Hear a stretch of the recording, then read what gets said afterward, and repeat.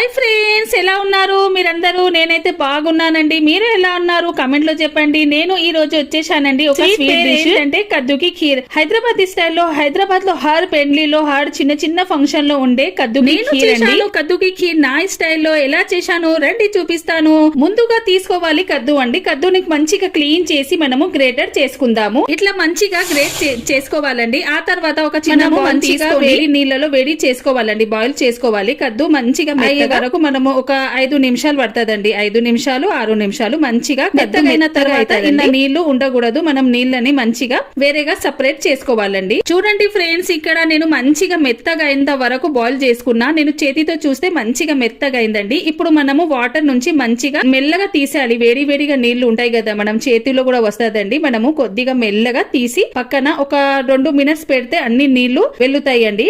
ఇక్కడ నేను ఒక బొగన కూడా తీసుకున్నా. దానిలో నేను 1 లీటర్ పాలు మంచిగా వేడిగా చేస్తున్నానండి. చూడండి ఫ్రెండ్స్, నేను 1 లీటర్ పాలు తీసుకున్నానండి. మంచిగా మనము వేడిగా చేసుకుందాము. మీకు ఏ స్వీట్ అంటే ఇష్టమో నాకు కమెంట్ చేసి చెప్పండి ఫ్రెండ్స్. మన పాలు మంచిగా బాయిల్ అయింది. మనం దానిని కూడా పక్కన పెట్టుకుందాం. ఇప్పుడు మరొక పొగన తీసుకొని అందులో నెయ్యి వేసుకున్నాము. నేను 2 స్పూన్ నెయ్యి వేసినానండి. నెయ్యి వేసిన తర్వాత మనము మంచిగా బాయిల్ చేసుకున్న కద్దు వేయించాలండి. ఎంత వేయించాలంటే కలర్ మారాలి, కద్దు కలర్ మారాలి. అప్పుడే మనకు క్రీమీ టెక్స్చర్ మంచిగా వస్తుంది. కొద్దిగా టైం పడుతుంది, కానీ మనము తినేటప్పుడు ఎంత మంచిగా హాయిగా మన పిల్లలకు కూడా పెద్దలు మంచిగా తినొచ్చండి. మంచిగా చూడండి, ఇక్కడ నేను వేయిస్తున్నాను. కలర్ చూడండి, కొద్దిగా కలర్ ఇప్పుడు మారిన తర్వాత మనము పాలు కూడా కొద్దిగా చల్లగా కావాలండి. వేడి వేడిగా పాలు వేయకూడదు. ఆల్రెడీ మన నెయ్యి వేడిగా ఉంటుంది, చల్లగా కావాలి. కొద్దిగా చల్లగా, అంత చల్లగా కూడా కాదండి. చూడండి ఫ్రెండ్స్, ఇప్పుడు మనము పాలు వేసుకుందామండి. కొద్దిగా మెల్లగా వేసుకోవాలి ఇక్కడ కూడా. ఆ తర్వాత మనము మంచిగా మిక్స్ చేసి ఒక్క బాల్ రావాలండి. ఒక్కటే బాల్